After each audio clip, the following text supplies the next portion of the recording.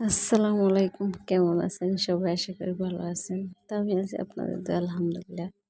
তো আজকে কিন্তু বাঁধাকপি দেখে কেউ বলবেন না যে এটা কি পাগলের রান্না কিনা, কারণ অনেক সময় আমিও অজানা কিছু রান্না দেখলে অন্য কারো এরকম মনে মনে ভাবি, কিন্তু আসলে অজানা রান্নাগুলাই অনেক মজা হয়, এটা আপনাদের হয়তো জানা নেই।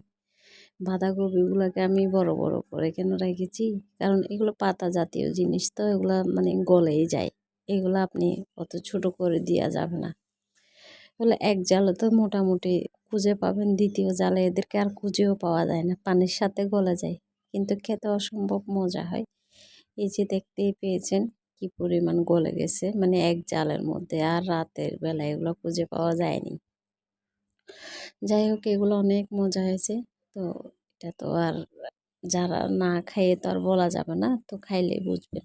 কিন্তু অজানা অচেনা জিনিস কিছু একটু দেখলে নিজেকে কেমন জানি ইয়া লাগে আর কি, খেতে কেমন হবে হবে, কিন্তু আসলে খুবই মজা। বিশ্বাস রেখে কখনো রান্না করতে পারেন, অসম্ভব মজা হয়। তো এইদিকে হচ্ছে আমি কালা বোনাগুলা ইয়া করে ফেলতেছি। তো রসুনটা ভালো মতো ইয়া হয় না, নিচের থেকেই দিতে হবে।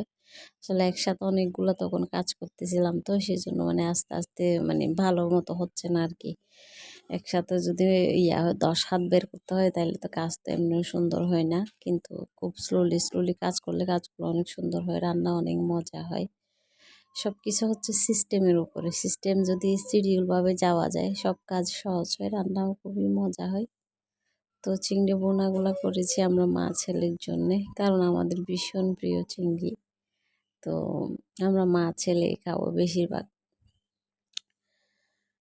তো যাই হোক, সবাই ভালো থাকবেন, সুস্থ থাকবেন, কারণ আজকের জন্য আর বেশি কথাও বলার নেই।